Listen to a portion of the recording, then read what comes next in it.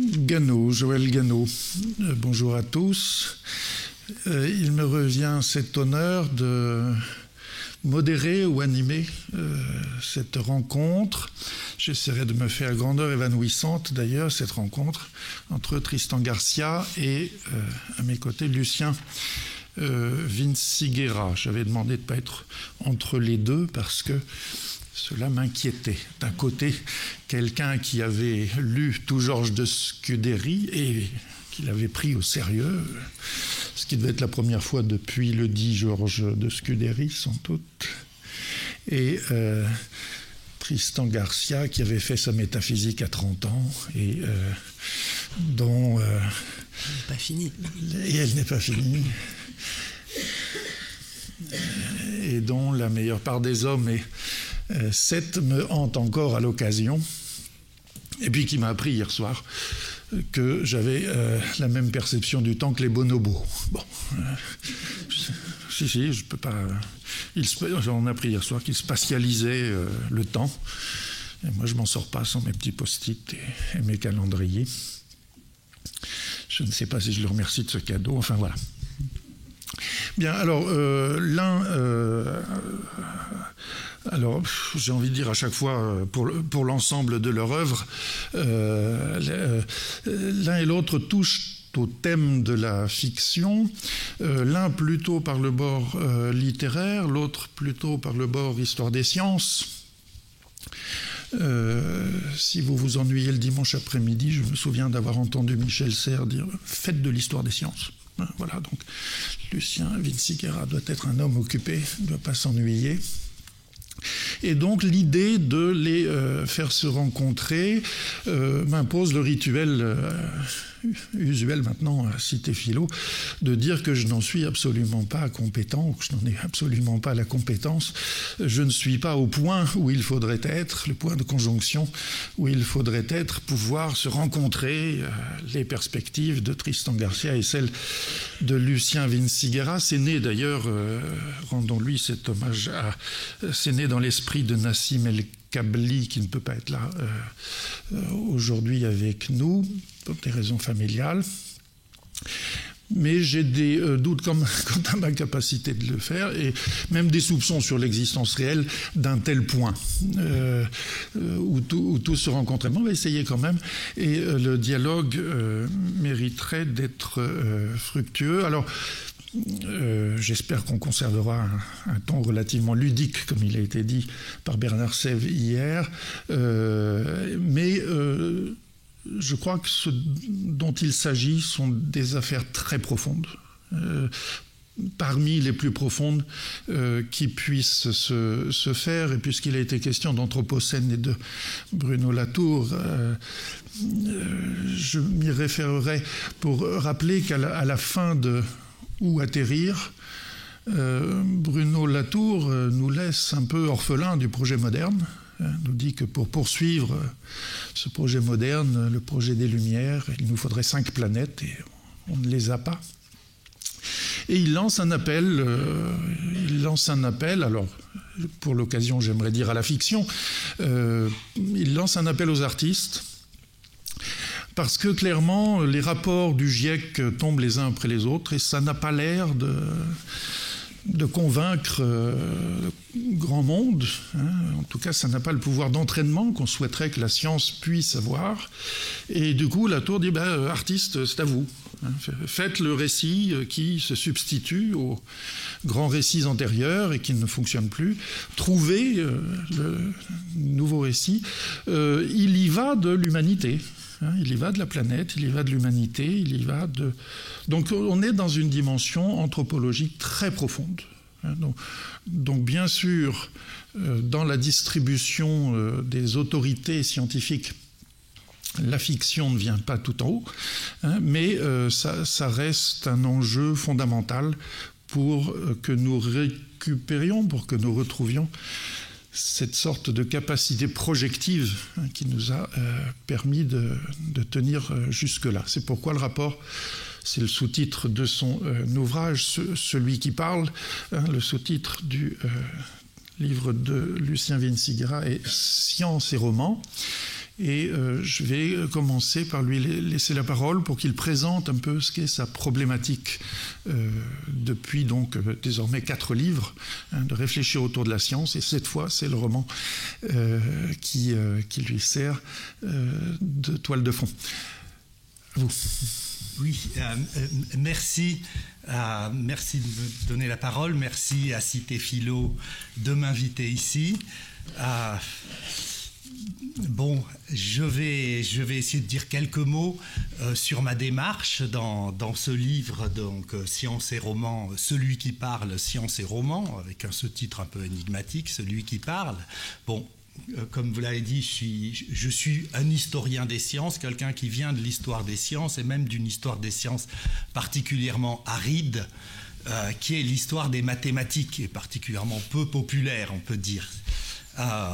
Qui est l'histoire des mathématiques. Et là, j'ai essayé de travailler sur les relations entre les sciences et les romans, les transformations dans la science et les transformations dans le roman, donc dans une dimension un peu historique, montrer comment il y a des choses qui se transforment en même temps dans les deux. Avant de... sans rentrer dans le détail de ce livre, je voudrais juste commencer par dire qu'il ne s'agit pas du tout d'identifier la science et le roman ou la science et la fiction, de dire que d'une certaine manière la distinction se brouillerait entre le récit scientifique et le récit fictionnel. De ce point de vue, je suis quelqu'un de très... qui défendrait des thèses extrêmement naïves, extrêmement plates. L'objet de la science, c'est la réalité. L'objet du récit fictionnel, c'est des mondes imaginaires.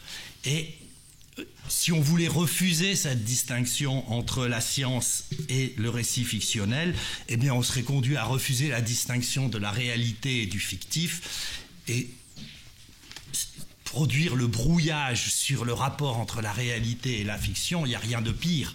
Au fond, on est dans une époque où ce brouillage se fait parfois insidieusement. Il se fait par exemple dans les réseaux sociaux, les fake news, l'existence comme ça d'écosystèmes de textes qui se renvoient les uns aux autres, qui font semblant d'être de la science et qui ne sont en réalité que de la fiction pour diffuser des fausses informations, etc. et faire vivre les gens dans ces espèces d'écosystèmes. Et donc, non... la réalité et la fiction, ce n'est pas la même chose, et le récit fictionnel et la science, ce n'est pas la même chose. Mais bon, une fois qu'on a dit ça, on n'est pas bien avancé. Au fond, si on réfléchit sur le rapport entre la science et la fiction, j'ai dit, la science, elle parle de la réalité, et la fiction, elle parle de monde imaginaire. Mais la première chose qu'on tendrait à dire en disant la science parle de la réalité, eh bien c'est dire qu'elle parle de quelque chose qui est donné, qui est la réalité, à quoi elle devrait correspondre. Donc l'objectif de la science, c'est de se conformer à cette réalité qui est donnée. Par exemple, quand les signes sont blancs, elle doit dire que les signes sont blancs et pas qu'ils sont noirs. Alors que la fiction, elle s'autorise plus de liberté.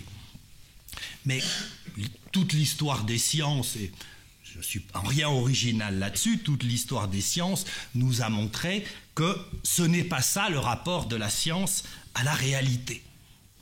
L'histoire des sciences nous a appris que la science construit cette réalité et que la réalité est d'autant plus scientifique qu'elle la construit davantage. Elle est d'autant plus réelle en quelque sorte que la science construit davantage cette réalité. Le monde réel de la physique, ce n'est pas une donnée immédiate, des choses colorées, des tables, des chaises, des oiseaux tels qu'on les voit et les entend, mais c'est des atomes, des ondes et des corpuscules, des êtres éminemment théoriques, des êtres souvent mathématiques. Donc d'une certaine manière, le monde de la science, c'est une invention.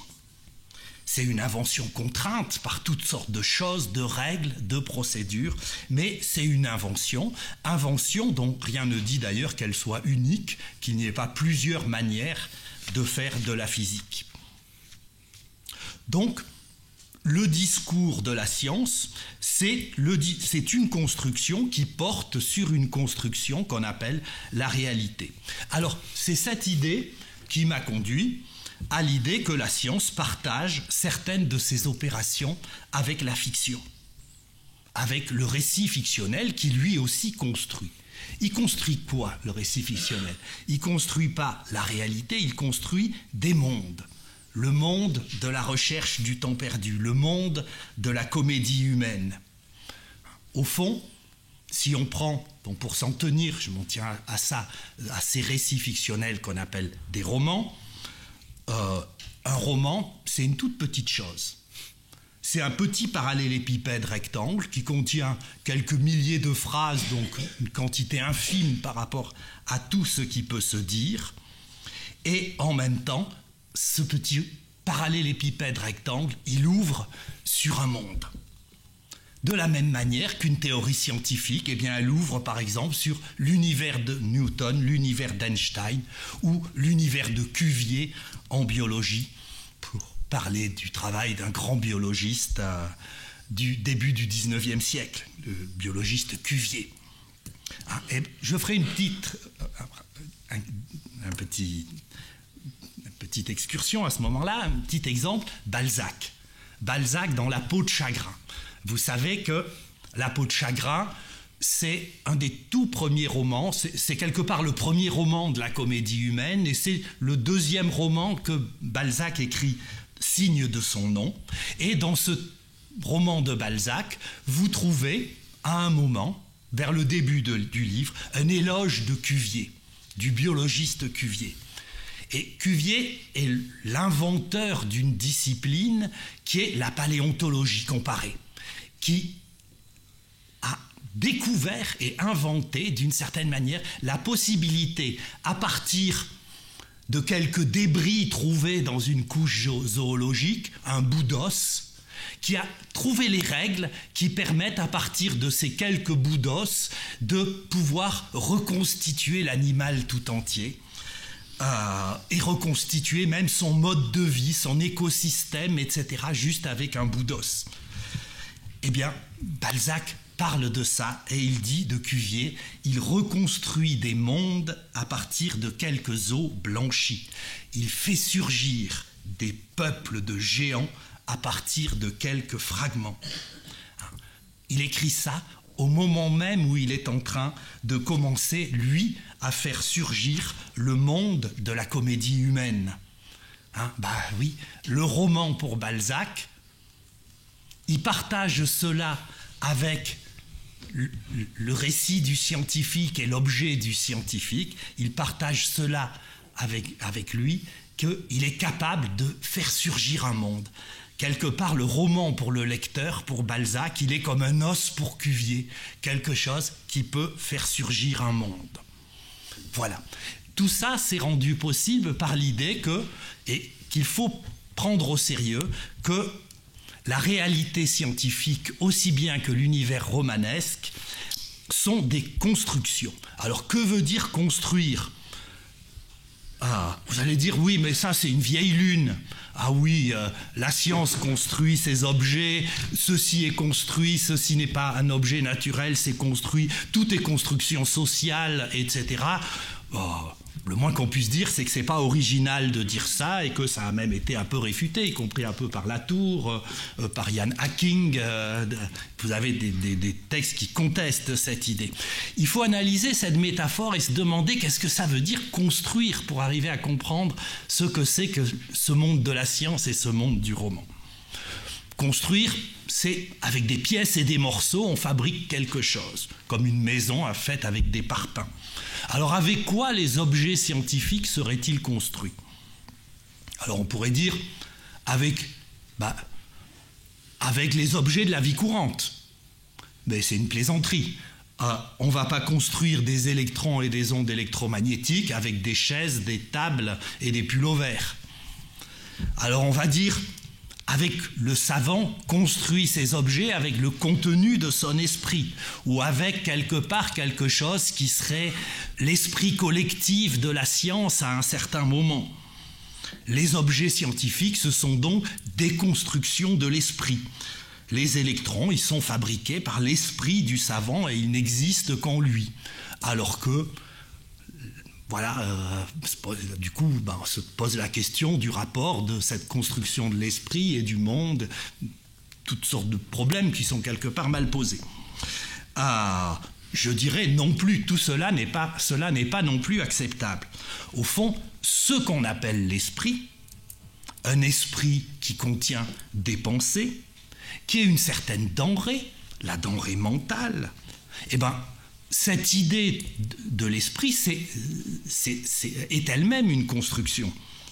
Elle n'est pas un objet naturel, donc elle ne peut pas être le réceptacle, en quelque sorte, de toutes ces constructions de l'esprit qui sont la science. Au fond, l'idée moderne d'esprit comme renvoyant à une denrée mentale propre, c'est quelque chose qui n'existe qu'après Descartes. Avant, ça n'existe pas. Et c'est quelque chose qui, quelque part, existe et apparaît en même temps que la science moderne, et qui est donc liée quelque part à la science elle-même. Donc, on ne peut pas renvoyer la construction à l'idée une construction de l'esprit. Ce avec quoi sont construits les objets scientifiques, c'est la science elle-même, c'est son propre passé, c'est le passé de la science. La science construit ses objets avec son histoire. Einstein construit la théorie de la relativité avec l'histoire de la physique qui le précède, avec des bouts, des morceaux de cette histoire. Newton invente et formule la loi de la pesanteur. Einstein se demande, mais qu'est-ce qui se passe quand je suis dans un ascenseur en chute libre? Cette pesanteur disparaît. Et ça crée la relativité générale. Newton étudie des corps en mouvement en fonction du temps des horloges. Einstein se dit, mais comment je fais pour synchroniser deux horloges? Comment je fais pour les mettre à la même heure? Il faut des signaux lumineux pour les faire se correspondre, etc. Et il invente la théorie de la relativité restreinte. Donc vous voyez comment le matériau avec lequel la science construit, c'est son propre passé. Et son propre passé, il est essentiellement fait de textes. Des textes des scientifiques antérieurs, des morceaux de science sous forme de textes sur le mode d'une grande multiplicité. Et c'est à cette multiplicité que le savant pose en quelque sorte des questions qui vont faire surgir des mondes. Alors, c'est cette possibilité, je ne suis pas trop long, ça va, c'est cette possibilité qui, d'une certaine manière, lorsqu'on l'explore, lorsqu'on essaie de comprendre comment concrètement ça marche, permet de dégager des opérations que l'on retrouve à la fois dans la science et dans le roman, dans une sorte de croisement dont on peut montrer les effets historiques. À certains moments, il y a quelque chose qui se transforme dans le roman, qui rend possible quelque chose dans la science, et réciproquement, des choses qui se transforment dans la science, qui rendent possible quelque chose dans le roman. Alors, deux éléments sur lesquels je vais finir, que je veux essayer de montrer. Je suis un peu abstrait, excusez-moi. Donc, vous savez que les théoriciens de la littérature ont fait apparaître depuis longtemps le fait que dans le roman ne peut être pensé qu'à partir d'une voix particulière, celle qui est pensée comme proférant les phrases du roman lui-même en s'adressant au lecteur, c'est ce que les théoriciens de la littérature appellent la voix narrative. C'est cette voix qui parle, qui énonce les phrases du roman en s'adressant au lecteur. Cette voix narrative, elle n'est pas celle de l'auteur. Elle est elle-même une fiction construite par l'auteur. Et les théoriciens de la littérature ont quasi unanimement considéré que cette voix narrative, elle était propre à la fiction, mais que dans la science, par exemple, dans le discours sur le monde réel, il n'y avait pas de voix narrative. Parce qu'au fond, c'est un discours sur une réalité qui est pensé à ce moment-là comme quelque chose qui est donné, qui est là, qui n'a pas besoin d'être construite, et c'est directement l'auteur qui parle de cette réalité dans un texte scientifique à son lecteur. Mais en même temps, si cette réalité est précisément construite, eh bien, la voix qui parle dans le texte scientifique, qui pose des questions au lecteur, qui accompagne le lecteur pas à pas dans la résolution d'un problème, eh bien, elle est elle-même une construction du savant. Et donc, un des objectifs de ce livre, c'est étudier les transformations scientifiques en montrant comment elles sont liées à des transformations dans la voie narrative, dans la voie qui énonce la science à un certain moment, et c'est comment les transformations dans cette voie, dans la position de cette voie, dans la manière que cette voie a de s'adresser au lecteur et de penser son propre rapport avec le monde dont elle parle, qui explique souvent la manière dont une science se réorganise et se transforme à un certain moment. Alors, l'opération, elle joue un peu dans l'autre sens. Je vous ai dit, la science s'appuie au fond, tire son matériau des textes du passé qu'elle questionne et qu'elle réorganise et qu'elle réinterprète et dans lesquelles elle fait surgir de nouvelles identités, parce que les identités, elles ne sont jamais présentes directement dans un texte. Eh bien, je crois que c'est le cas dans le récit romanesque aussi. C'est-à-dire, je crois que profondément, un roman, s'il est autre chose qu'un petit parallélépipède rectangle, justement, un roman, c'est parce qu'il s'appuie, avec cette voie narrative qu'il construit et qui s'adresse au lecteur, il s'appuie sur les fragments des autres moments qui le précèdent. Et quand il y a des grandes transformations dans le roman, c'est que justement, on n'arrive plus à faire tenir ensemble tous ces fragments des romans qui précèdent et on est obligé de les réorganiser autrement. Bon, j'ai parlé longuement et de manière très théorique. Non, je crois qu'on comprend au contraire très bien maintenant, ou beaucoup plus clairement, celui qui parle, voilà, celui qui rendre, parle, restituer la voie narrative des auteurs de science qui en avaient été privés, plus ou moins de leur bon gré d'ailleurs. Alors, si vous voulez bien, on va faire ce qui va de soi, il me semble, c'est-à-dire que désormais c'est Tristan Garcia qui va parler, puis on laissera un temps pour des échanges entre deux, et enfin il y aura le temps des interventions de la salle, du public. Alors là, il y avait... Je propose sinon, parce que moi j'ai déjà des questions qui peuvent engager à la conversation plus directement. Je pensais en vous écoutant,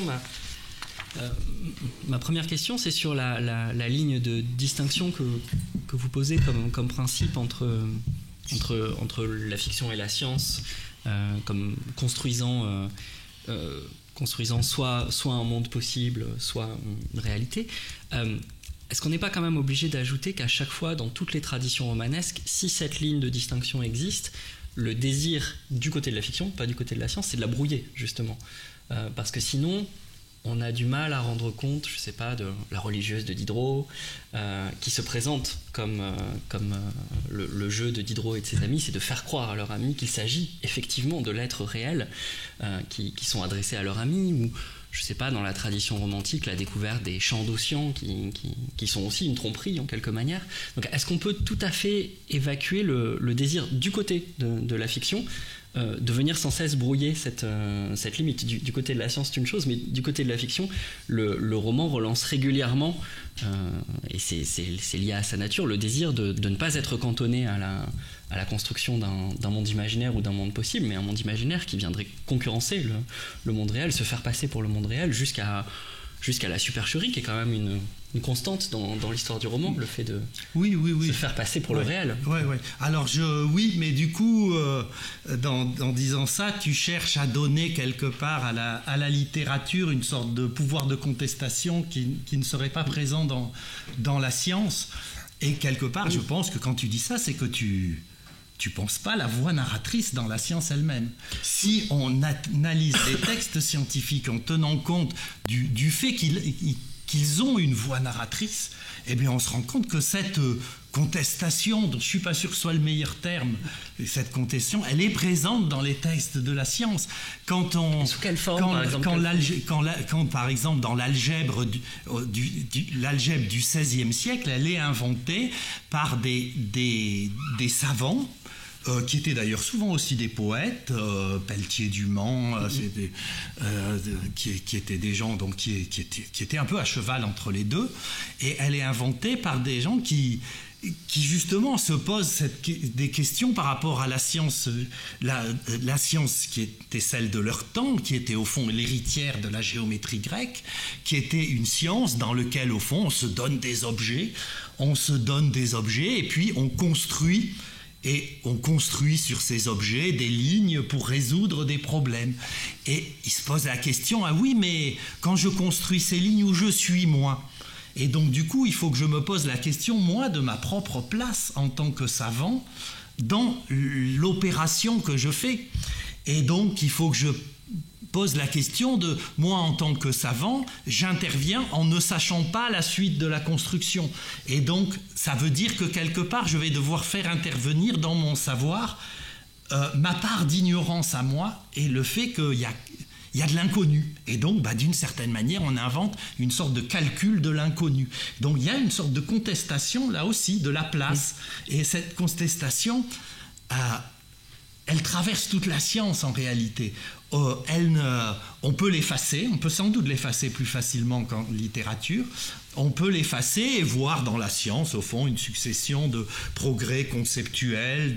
Le fait qu'on puisse faire ça, c'est quelque chose de fondamental, il ne faut pas le négliger. Le fait qu'on puisse effacer cette voix narratrice et qu'on puisse avoir une vision de la science dans une sorte de progrès dans lequel, au fond, à chaque étape de la science, quand on regarde dans le passé, eh bien, on voit dans le passé, quelque part, ce qui annonce le futur. Donc, on est dans la science, quand on regarde l'histoire de la science, eh bien, on a l'impression d'une sorte de progrès, comme ça, linéaire. On n'a pas l'impression de cette espèce de confusion. Mais en réalité, quand on lit les textes scientifiques, qu'on essaie de près, qu'on essaie de comprendre comment ça marche, et qu'on fait intervenir cette position de la voix narratrice, c'est-à-dire de la mise en scène, par le savant, de la voix qui parle dans le texte, eh bien on se rend compte qu'en réalité, ce qu'on trouve dans la littérature la plus exotique, la plus étonnante, la plus surprenante, eh bien on la trouve aussi dans les textes scientifiques. Ça fait un peu penser, cette dimension de contestation, ça fait un peu penser à la position de la littérature dans Foucault, dans Les mots et les choses, au fond. Dans Les mots et les choses, Foucault décrit des épistémées, et puis les épistémées, elles sont dans une sorte de grande homogénéité au XVIIe et XVIIIe siècle, l'âge de la représentation. Et puis, il met en scène des textes comme ça, Don Quichotte, le Marquis de Sade. Et dans ces textes, il y a une littérature qui est précisément une sorte de littérature contestatrice qui justement conteste l'épistémée et la met en crise. Don Quichotte qui conteste l'épistémée de la Renaissance et rend possible l'âge de la représentation de l'âge classique, ou bien le Marquis de Sade qui, d'une certaine manière, reste dans l'épistémée de l'âge classique, en décrivant des scènes sous la forme des tableaux, un peu comme les tableaux des naturalistes, à part que c'est des tableaux de scènes de sexe, de toutes les combinatoires possibles des copulations qu'on puisse imaginer, mais tout en restant dans ce grand tableau homogène qui est au fond du même ordre que celui des sciences des animaux et des plantes, du savoir sur les animaux et des plantes, eh bien tout ce tableau il le brouille, et il le brouille par l'intervention du désir humain comme quelque chose qui est sous tous ces tableaux et les subvertit. Bon, je suis quelque part, je suis très foucaldien, profondément foucaldien, mais je ne suis pas d'accord avec cette image de foucaldienne qui est quelque part l'image que tu reprends, l'idée que, eh bien, C'est dans des lieux particuliers qui seraient la littérature, qui aurait une sorte de contestation de quelque chose qui est homogène ailleurs. D'accord. Ça me fait penser à la deuxième question que je me posais en t'écoutant, c'est la question de savoir, peut-être que tu peux le préciser, si l'intertextualité, par exemple, qu'on peut retrouver dans l'histoire romanesque, elle est forcément pas du même ordre que dans l'histoire des textes scientifiques, et notamment on a l'impression que malgré tout, un des propres de beaucoup de traités ou d'une part de la littérature scientifique, c'est de construire un monde, mais de donner ce monde pour être repris, pour qu'il soit repris par d'autres, pour qu'il soit repris, qu'il soit discuté. Alors que quand tu évoques l'intertextualité littéraire, on a plutôt l'impression que c'est une intertextualité qui regarde vers l'arrière, c'est-à-dire qui va chercher des fragments de la tradition. Je sais pas, je pensais à 1000 exemples, mais la voix du narrateur dans Dr Faustus de Thomas Mann, c'est une voix qui brasse tout l'humanisme européen, et évidemment dans sa voix il y a un petit peu de Luther, il y a un petit peu de toute la littérature allemande, de la Nef des Fous, mais en ce cas, en fait, dans l'histoire du roman, ça existe, mais c'est assez rare que le roman se donne comme construisant un monde qui a vocation à être repris par d'autres. Ça existe, parfois c'est contesté, je pensais, puisqu'on parlait de Don Quichotte, Cervantes est très fâché de la publication d'un volume 2 de Don Quichotte par quelqu'un d'autre que lui, anonyme, qui reprend en fait le monde construit, mais qui le parasite en quelque manière, et parfois c'est volontaire. Par exemple, dans les littératures de l'imaginaire, c'est assez classique dans la littérature de fantasy qu'un auteur amorce la construction d'un monde qui soit repris par d'autres, qui ait vocation à être repris par d'autres. Quand Robert Jordan écrit La Roue du Temps, Brandon Sanderson la reprend. Il y a l'idée d'univers étendu. Mais c'est quand même une exception dans le roman. Comme si dans le roman, la construction du monde se rapportait à la tradition et à la discussion plutôt en regardant vers l'arrière. Je ne sais pas si je suis clair. Alors que la vocation d'un texte scientifique, quand même, est de se livrer à la discussion, à la reprise. En tout cas, il faut qu'il soit repris, le texte. Bien sûr, oui. Mais quelque part, je suis d'accord avec ce que tu dis. Comme si ça ne regardait pas tout à fait dans le Je suis d'accord avec ce que tu dis. Quelque part, quelque chose qui est fondamental et qui justement distingue la réalité de la fiction, c'est le rapport au passé, c'est-à-dire que c'est le fait que le texte scientifique ait en même temps jugement sur son passé. Comme disait Bachelard, le texte scientifique est jugement de son passé, et qu'en jugeant son passé, il le reprend et puis il fait passer quelque part en permanence une sorte de partage entre le vrai et le faux dans les textes du passé, qui implique toute une réinterprétation, qui implique précisément aussi de rassembler tous ces textes du passé, mais avec cette dimension de partage importante. Et de les livrer à la discussion.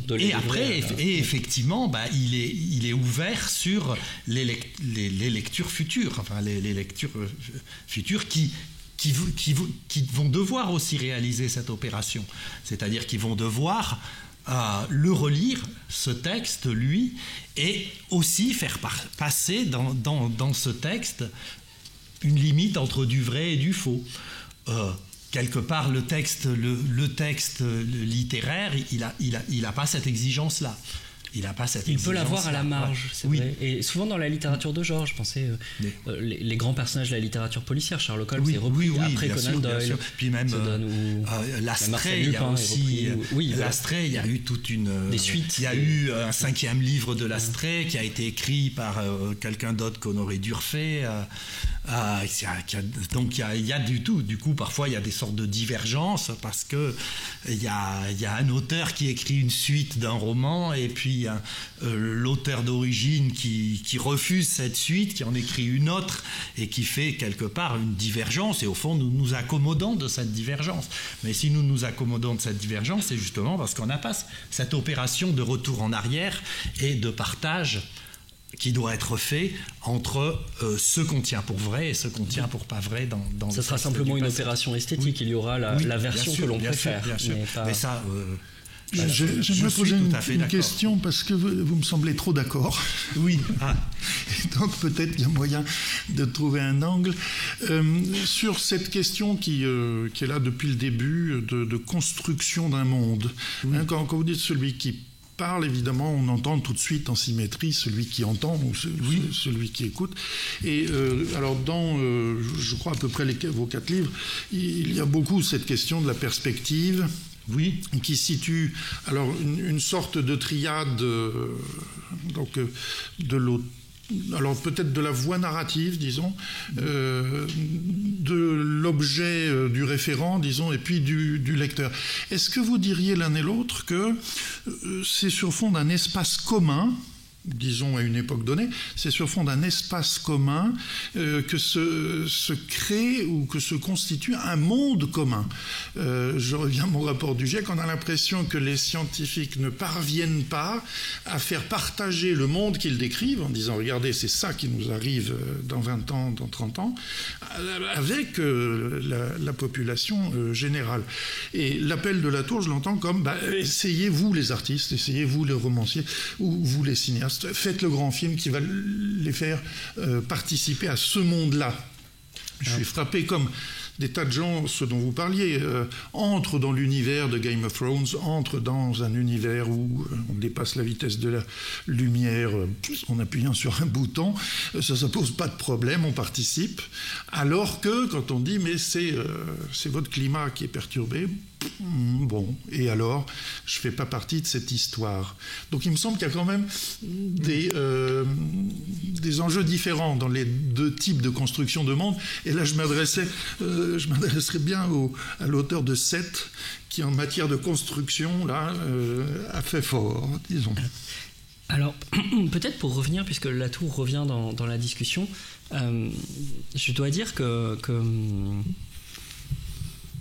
pour essayer de le formuler de manière simple, moi je reste quand même assez perplexe devant l'appel de Latour aux artistes pour 2 raisons. D'abord parce que Latour, parfois récemment, il se substitue aux artistes auxquels il fait cet appel, puisqu'il écrit régulièrement des ouvrages qui se présentent sous une forme qui, il faut le remarquer, n'est pas une forme très novatrice. Il utilise une forme qui est plutôt celle du conte philosophique, de la fable. On a l'impression qu'il est, dans ses derniers ouvrages, il est très proche de Micromégas, de Contes de Voltaire, par exemple. Donc on a l'impression que... Enfin, j'ai parfois une impression étrange en tant que romancier, c'est que Latour appelle à dépasser le souhait, le rêve, l'illusion des Lumières, sauf qu'en fait, il emprunte des formes littéraires qui me semblent exactement les formes littéraires des Lumières. Enfin, donc je suis un petit peu gêné parce que je me demande dans quelle mesure il peut, dans cette forme ancienne qui a sa valeur, prétendre rompre avec les Lumières tout en reprenant un mode de discours auquel il est attaché par goût, c'est son goût qui le porte vers là, mais qui est entièrement celui de la littérature des Lumières, et qui est celle du conte philosophique. Là, mon deuxième doute qui provient de ça, c'est que je pense qu'il est aussi dépendant d'une idée classique des Lumières, qu'on retrouve parfois, qui est une idée stratégique qu'on retrouve chez Rousseau, l'idée que la fiction va servir de miel pour faire avaler la vérité qui sinon serait trop amère. Donc l'idée d'une fonction qui est quand même, là aussi on peut vraiment le dater, et je trouve que Latour ne discute pas du tout ça, qui est l'idée de l'instrumentalisation de la fiction, simplement pour conquérir le peuple, pour conquérir un lectorat populaire. Donc d'un usage strictement stratégique de la fiction et strictement illustratif de la fiction. Ça me semble avoir des limites, ça me semble aussi embêtant parce que après cet imaginaire du XVIIIe siècle, il y a quand même la quête d'une sorte d'autonomie du champ esthétique qui vaut ce qu'elle vaut, mais l'idée après, tout au long du XIXe siècle, qu'on s'interroge sur la capacité quand même, par exemple, de la littérature à relever de valeurs qui ne sont pas réductibles à celles de la morale ou à celles de la politique. Donc j'ai quelques doutes sur cet appel pour ces 2 raisons. D'abord parce que j'ai l'impression qu'elle rejoue un rôle par lequel le philosophe, ayant établi son diagnostic et une sorte de vérité, demande à l'artiste de bien vouloir l'illustrer désormais, de bien vouloir mettre le miel nécessaire pour qu'elle soit avalable par le peuple. Donc j'ai quelques doutes vis-à-vis de cette idée-là. C'est précisément la distance que vous ne voulez pas mettre, ou la relation que vous ne voulez pas mettre entre la partie essai philosophique et littérature. Moi, je ne me retrouve de pas, votre en tout cas, travail. dans une relation qui est une relation malgré tout d'asservissement. Et alors la question dont on partait sur les 2 mondes, c'est-à-dire est-ce que nous partageons un même monde dans un univers qui est celui où se définit l'espace de la science, ou est-ce que nous partageons un même monde avec une culture qui est plutôt portée par la fiction ? Je veux juste juste dire une dernière chose à ce propos, c'est que je trouve aussi que l'appel de la tour pose un problème, c'est qu'il se pose, par son appel, il fait comme si les artistes venaient toujours après. Je veux dire, toute l'histoire de la science-fiction moderne, par exemple, l'invention des dystopies, sont là pour montrer que très souvent, la construction de monde par les romanciers précède le diagnostic théorique. Et la question écologique dans la science-fiction, je ne sais pas, dans la science-fiction américaine, elle émerge très très tôt. Dans la science-fiction anti-atomique des années 50, elle est présente. Dans les années 70, il y a un recueil qui a été un livre, un roman qui a été réédité, qui est une Ecotopia. Et je suis aussi gêné par le fait de rendre au philosophe une position de primauté, de supériorité, mais aussi de primauté chronologique. Il est le premier à avoir ça. Les artistes n'attendent pas forcément le philosophe, le théoricien ou le scientifique pour produire un monde qui a cette sorte de vérité. J'enlève la tour de mes... Non, mais je crois que je n'ai pas grand-chose à ajouter, en tout cas, à ce que tu as dit. Je suis tout à fait d'accord. Au fond, c'est une sorte de retour à un appel à un art engagé. Et l'art engagé, c'est en général pas les formes les plus novatrices. Voilà, c'est un message pour lequel il faut... Alors je vais peut-être prendre un exemple différent. Lorsque William Gibson invente cette notion de cyberespace, dans Burning Chrome, c'est pour ça que nous avons Chrome sur Google, il raconte que c'était un petit cénacle comme ça, et quand il a lu à ses camarades ce qu'il voulait dire par enfin, quand il a prononcé le mot de cyberespace, à l'époque, il dit personne ne se représentait ce dont je parlais. Et là, j'ai l'impression qu'on est dans un cas de figure assez semblable à ce que vous décrivez. Alors, je ne suis pas sûr que ce soit dans celui qui parle, je crois que c'est plutôt dans celui de 99, langage, visibilité, différence, mais il y a dans les deux. C'est le moment où on va se mettre à faire de la géométrie algébrisée, c'est-à-dire on va se mettre à raisonner sur des choses qui ne sont pas visibles. Pas palpable. Et ça, je trouve ça passionnant, parce que là, dans celui-ci, vous allez, je ne sais pas où vous l'avez trouvé, chercher Élysène de Crène, c'est ça. Mais c'est passionnant, parce qu'on s'aperçoit qu'elle fait comme Proust à la fin de la recherche, c'est-à-dire elle se met elle-même écrivant. Oui. Et ça, c'est 1538, 40, quelque chose comme ça. Très précocement. Mais donc on voit bien que la science parfois nous met face à des espaces un peu compliqués, enfin, l'intrication quantique, ou je sais pas, quand on me dit qu'il faut un espace à 11 dimensions pour concevoir la théorie des cordes, qu'est-ce que je fais d'un espace à 11 dimensions mentalement ? Et là, apparemment, ce qu'avait fait Gibson, c'était un peu du même ordre, c'est-à-dire on ne savait pas si l'espace était mental, s'il était dehors, s'il était dans la machine, enfin, qu'est-ce que c'était que ce cyberespace, alors que vous avez dû, comme moi, recevoir des tas de pubs pour le Black Friday toute la semaine sur vos portables, et il est où le Black Friday ? Voilà, quelle est sa situation ? Voilà, c'était... la question sur l'espace et le monde que créent science et fiction. Mais ceci dit, sur la question justement des mondes et de cette question de le savoir des scientifiques et sa difficulté à être reçu dans l'esprit des gens, quelque part...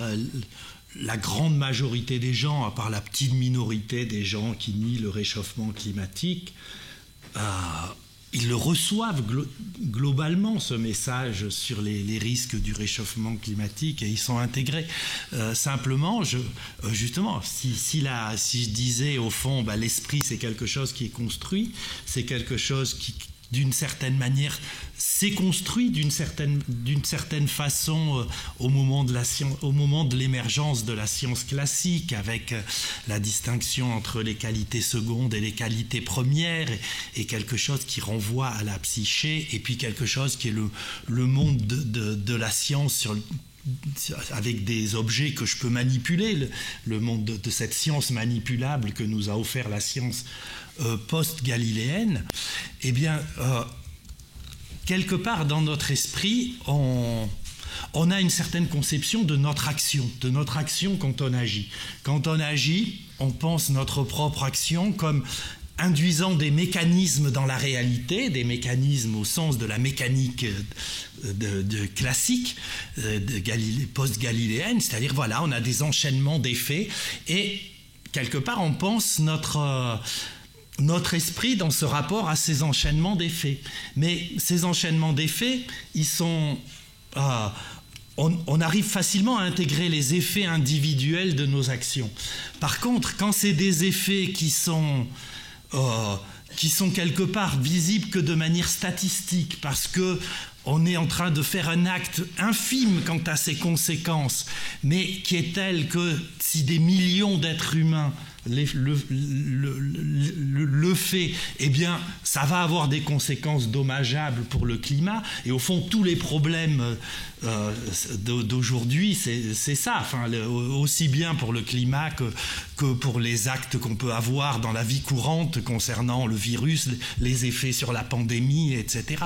Ça, c'est quelque part quelque chose, je trouve, on a besoin quelque part d'une autre psyché, on aurait besoin quelque part d'une autre psyché pour arriver à raisonner et à penser notre action dans le monde de cette manière. Et voilà, il y a quelque chose à construire autour de ça, qui relève de la psyché humaine. À partir de ça, je pensais, pour revenir à l'exemple en particulier de l'invention imaginaire du cyberespace par Gibson, j'ai lu récemment une interview de William Gibson, justement.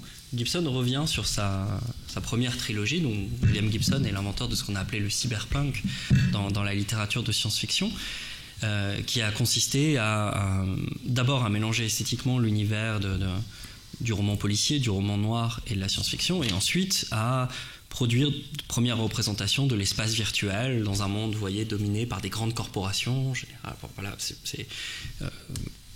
un an plus tard, en 82, vous avez Blade Runner en film, l'adaptation de Philip K. Dick. Et dans l'interview récente, Gibson dit, oui, il est très critique en fait à l'égard de sa première trilogie, dans laquelle il invente le cyberpunk, parce que j'avais retenu cette phrase. Gibson dit: le problème, c'est que ma littérature est devenue prophétique. Ce que j'ai imaginé en tant qu'écrivain s'est réalisé, et comme ça s'est réalisé, j'ai l'impression, quand je relis mes livres, de lire de la mauvaise littérature réaliste. Et je trouve que c'est un beau paradoxe. C'est l'idée que justement la littérature de l'imaginaire, en particulier la science-fiction, au fond, quand elle réussit complètement, elle échoue. C'est-à-dire que si elle devient de la littérature prospective, si elle arrive à prévoir le réel, elle devient simplement par avance une littérature réaliste, et peut-être une littérature réaliste forcément plus pauvre, parce qu'elle n'a pas la capacité à observer tous les détails du monde réel. Et j'appellerais ça volontiers peut-être le paradoxe de Wells, parce que c'est pas très connu, mais il y a un des livres qui a été les plus populaires d'H.G. Wells. C'est un livre que Wells fait paraître en 1913, qui s'appelle en anglais The World Set Free, donc le monde libéré.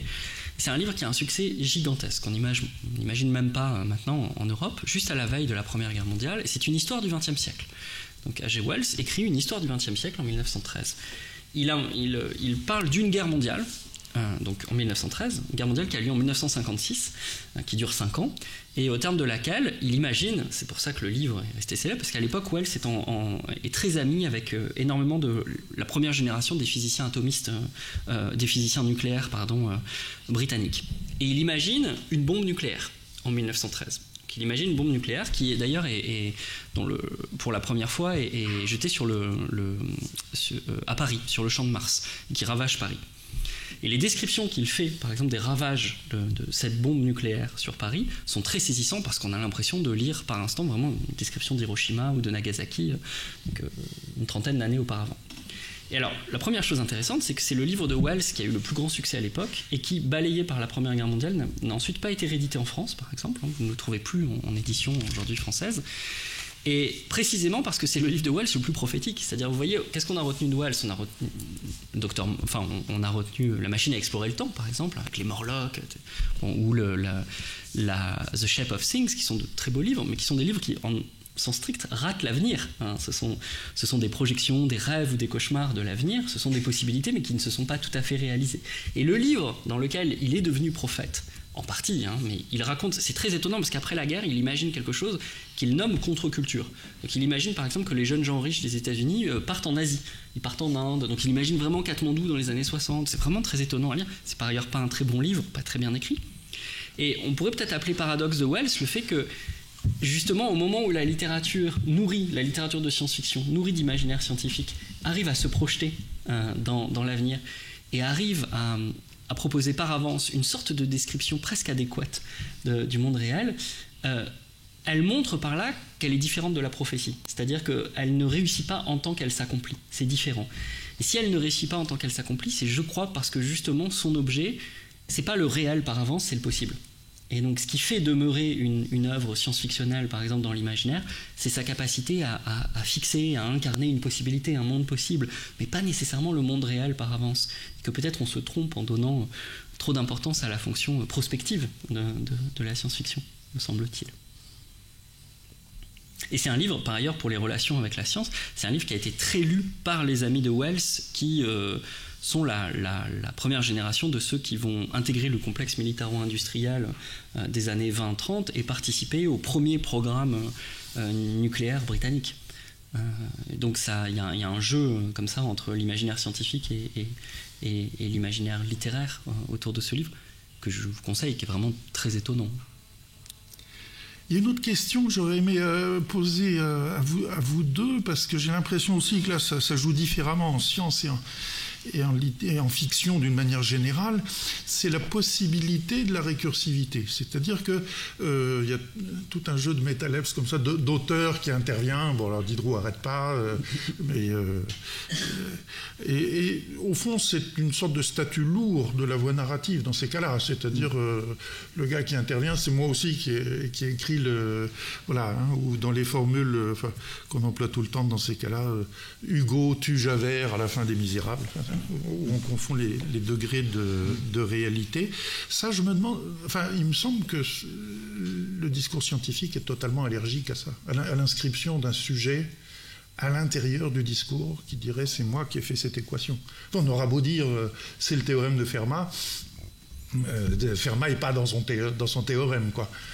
Alors qu'il y a un jeu possible et dont on ne se prive pas toujours. Voilà. Je dirais que c'est pas évident. C'est pas évident. Je pense, alors j'ai beaucoup les exemples toujours de l'algèbre qui ne sont pas forcément les plus parlants pour le public, mais au fond, au XVIIIe siècle, quand on fait de l'algèbre, on écrit des expressions. X carré plus y2 égale 0, ou des fonctions f égale arctangente x, f de x égale arctangente x, etc. Et quand on écrit ces expressions, on a en permanence l'idée qu'on est en train de parler de quelque chose. Donc on est, quand on écrit ces expressions, dans un certain monde objectif. Voilà, un monde objectif où x est élevé au carré, et x c'est quelque chose, c'est ce que les algébristes du XVIIIe siècle appelaient une quantité variable. C'était un certain type de grandeur, une quantité variable. Et on est en train de parler de ces choses-là. Ça conduit à des paradoxes, des choses qui ne vont pas du tout dans les mathématiques du XVIIIe siècle. Il y a des calculs qui peuvent nous apparaître comme totalement absurdes. Au début du XIXe siècle, il y a un mathématicien qui arrive qui s'appelle Cauchy. Et Cauchy, c'est vraiment un très grand mathématicien, c'est le fondateur de l'analyse moderne, quelque part, de toute la théorie moderne des fonctions. Et Cauchy, il dit, voilà, je vous parle d'un certains objets mathématiques, des nombres, des lignes, des grandeurs, etc. Mais de temps en temps, quand j'écris une certaine expression, elle ne renvoie pas forcément à un objet. C'est juste mes mots, en quelque sorte. C'est juste mes mots, de telle sorte que je dois conduire une réflexion sur cet objet qui n'est au fond que mes mots, pour me demander si ces mots désignent bien un objet véritable dans le monde mathématique. Et donc, quelque part, il inclut sa propre position et il parle de sa propre position en parlant d'expressions qui sont des expressions qui ne désignent pas forcément des objets. Et en se demandant quand il désigne des objets quand il parle et quand il n'en désigne pas. Donc, elle existe cette position-là, mais elle existe de manière tellement obvie que maintenant, quand on fait des mathématiques aujourd'hui, en réalité, on est tout le temps en train de faire ça, mais on s'en rend même plus compte. Voilà, donc notre propre position, en réalité, on la met en scène dans notre savoir, mais on s'en rend même plus compte. Et je me demandais en t'écoutant aussi si en allant au-delà disons du champ que tu te donnes dans ta recherche, donc de manière très, très hypothétique, et sur le mode vraiment de l'intuition, et au-delà des limites temporelles aussi, lorsqu'on change de science et qu'on passe de l'abstraction mathématique à d'autres discours scientifiques, et par exemple je pensais à l'émergence des sciences humaines au XIXe siècle, en conservant ton idée, qu'est-ce qu'on peut penser des rapports, par exemple, entre le roman et les sciences humaines émergentes? Et est-ce qu'il n'y a pas une redistribution des rôles par laquelle il me semblait, si on y réfléchit très rapidement, qu'on va peut-être moins retrouver des effets d'homologie ou de parallélisme que, pour le coup, une sorte d'asservissement. C'est-à-dire que beaucoup de romanciers réalistes de la deuxième moitié du XIXe siècle vont se mettre à lire des sciences humaines, vont lire des historiens, vont lire des sociologues. C'est le moment de la documentation, Zola, tous les grands récits de la littérature unanimiste. Et alors que, je sais pas, intuitivement comme ça, il me semble plus difficile de trouver à part en histoire, où là c'est très documenté, les liens entre le récit historique et le récit romanesque, mais par exemple en sociologie, on aurait du mal à trouver je sais pas, peut-être entre la voix de Durkheim et quelque chose qui se passe dans le roman à l'époque, un équivalent, comme si, pour prétendre à la scientificité, ces disciplines étant en train de se former et se dégageant de la philosophie assez violemment, ne voulant pas être confondues avec la philosophie, rompent aussi avec peut-être des effets littéraires. Enfin, il y a un refus de l'effet littéraire. J'aurais beaucoup de mal à répondre à cette question, en fait. J'aurais beaucoup de mal à répondre à cette question parce que pour répondre à cette question, il faut pas penser les théories scientifiques justement comme des théories, c'est-à-dire pas penser les théories scientifiques en se disant voilà. Mais comme dispositif narratif. Voilà, vraiment. mais comme dispositif narratif. Et du coup, il faut rentrer vraiment. Il faudrait rentrer dans un texte de Durkheim, voir s'il met en scène sa propre voix, comment il pense. Comment il construit quelque part les objets qu'il se donne, sans avoir fait ce travail, je serais tout à fait incapable de répondre à cette question. Donc. Mais je me demandais, si évidemment les sciences humaines se rapprochent par rapport aux mathématiques dans leur domaine même d'études, elles se rapprochent du roman. Enfin. Oui, bien sûr, parce qu'elles parlent de l'homme, parce qu'elles parlent de la société. Voilà, bien sûr, oui. Mais pourtant, ça ne semble pas produire forcément, en tout cas, un rapprochement des dispositifs narratifs. C'est pas évident. Peut-être. Bon, il y a le fameux texte de Balzac dans l'avant-propos de la Comédie humaine où il explique qu'un savoir de la société ne peut pas être un savoir objectif et ne peut se faire que sur le mode de la fiction parce que la société est elle-même fiction. C'est-à-dire parce que la société est faite de gens qui se mettent en scène en permanence, qui sont en permanence dans la comédie humaine, qui passent leur temps à se représenter, et que du coup, c'est la fiction qui rend compte du savoir du monde social, et que ça ne peut pas être véritablement une science objective qui se fixerait. Ça ne peut pas être ce que Balzac appelle une science des espèces sociales. C'est-à-dire Balzac se donne comme science le modèle de la zoologie qui fait le tableau des espèces vivantes, et il dit, est-ce qu'on pourrait faire le tableau des espèces sociales? Et il dit, le seul récit qui peut rendre compte de ce tableau des espèces sociales, c'est pas une science sociale qui existerait comme un savoir objectif, mais c'est la littérature, à cause de ce caractère en quelque sorte fictionnel, producteur de fiction de soi-même en permanence de la société en tant que telle. Il en fait quand même, une petite parodie dans le journaliste, enfin la monographie de la presse parisienne où il classe les types de journalistes façon Linné un peu. Oui. Je n'ai pas le texte en tête. Oui. Ouais. Il dit, quand vous faites la zoologie et que vous décrivez le lion, vous n'avez plus qu'à rajouter quelques phrases pour décrire la lionne. Par contre, quand vous faites le tableau du notaire, vous décrivez le notaire, mais quand vous allez décrire sa femme, il faut tout recommencer. Elle n'a aucune raison d'être juste le notaire plus quelques petits caractères distinctifs. Bon. Alors aujourd'hui, un éthologue serait probablement pas tout à fait d'accord. Mais... Oui. Alors, il y a quelque chose qui n'est jamais arrivé dans la séance d'hier soir et ici non plus. On a présenté Tristan Garcia comme à la fois romancier et philosophe. Vous vous promenez entre le roman et l'histoire des sciences dans ce livre-là. Dans le même temps, je ne peux pas m'empêcher de voir que vous êtes deux universitaires. Est-ce que c'est un troisième discours? C'est-à-dire, est-ce que quand vous êtes devant une assemblée d'étudiants, Tristan Garcia, vous êtes plutôt le romancier, vous racontez des trucs, plutôt le philosophe, vous méditez des concepts, ou c'est une troisième chose?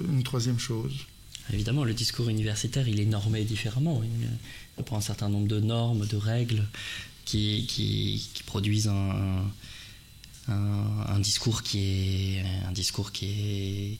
différent, qui a vocation d'abord dans la discipline même, dans la philosophie, qui demande en général, en tout cas dans l'enseignement français, un certain rapport à l'histoire de la philosophie qui est différent. Il doit quand même être fondé sur une certaine connaissance du canon de l'histoire de la philosophie. Il a malgré tout vocation à être utilitaire, à être utilisé par ceux qui... il a vocation à être utilitaire, à être utilisé par ceux qui écoutent. Mais moi, c'est un peu un excursus, mais j'étais longtemps frappé par le fait que une des spécificités de l'histoire de l'enseignement universitaire de la philosophie en France, c'est que quand on y pense, c'est la majorité de ceux qui ont prétendu produire un système de pensée en France l'ont fait aux marges de l'université, ce qui est assez spécifique à la France. Ce n'est pas le cas de l'histoire de la philosophie allemande, où au contraire, les figures de marginaux sont marginales. Benjamin, par exemple, Gunther Anders, Krakauer, ou Anders, voilà, il y en a un par génération.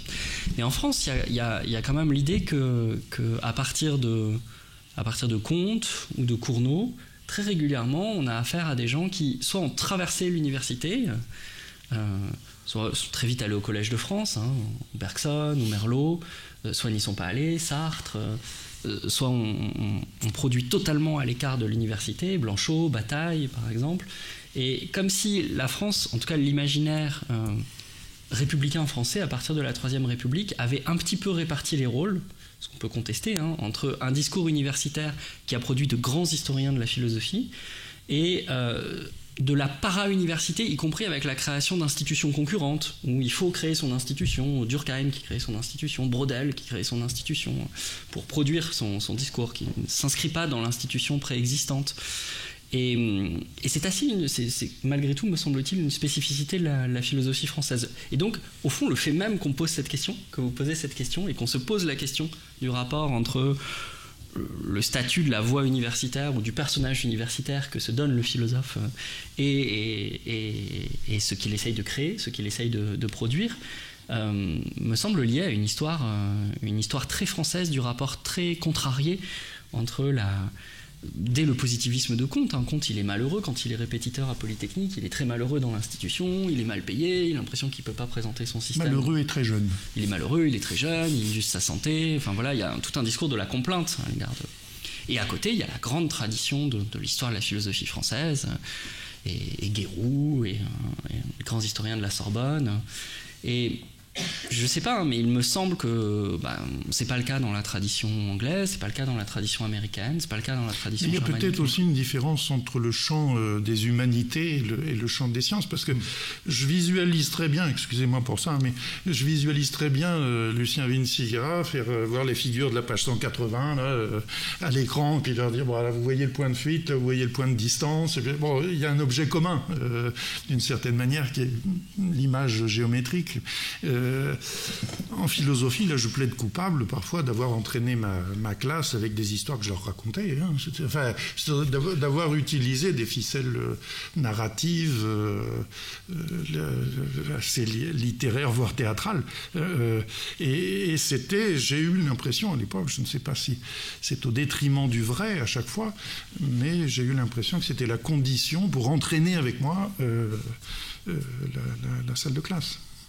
Alors là, c'est une très vieille histoire, au moins de la philosophie européenne, qui est l'histoire même du statut du discours philosophique depuis les dialogues platoniciens, ou sur le statut de la voix. Je pensais par exemple, si on introduit dans l'équation, si on réintroduit la philosophie, si on laisse pas seul à seul le roman et la science, je sais pas, à part sa thèse, tous les ouvrages publiés par Kierkegaard le sont sous pseudonyme. Et tous les ouvrages de Kierkegaard sont des ouvrages qui jouent sur la distinction entre la voix de Kierkegaard et la voix qu'il se donne. Et il n'écrit pas de la même manière, ou les miettes philosophiques, il ne l'écrit pas du même point de vue. Parfois, il se donne une voix narratrice qui est celle d'un théologien féroce, parfois plus œcuménique, parfois... Vous faites pareil, hein, dans la meilleure part des hommes, c'est une journaliste, Lise, qui porte la voix narrative. Oui. Et l'histoire de la voix narrative dans l'histoire de la philosophie européenne est très, très importante et s'accompagne aussi de toute une histoire du statut des discours ou de l'insertion dans le discours philosophique de moments de fiction. Évidemment les expériences de pensée, les exemples, mais aussi les fictions tout entières. Je sais pas, l'utopie de Thomas More, c'est à la fois un texte de philosophie politique, comme la République de Platon, comme la République de Bodin. Ce sont de manière inséparable des textes des créations de fiction et des textes philosophiques. Et là, c'est vraiment inextricable. Le statut est totalement hybride. Mais c'est clair qu'on doit se poser la question de...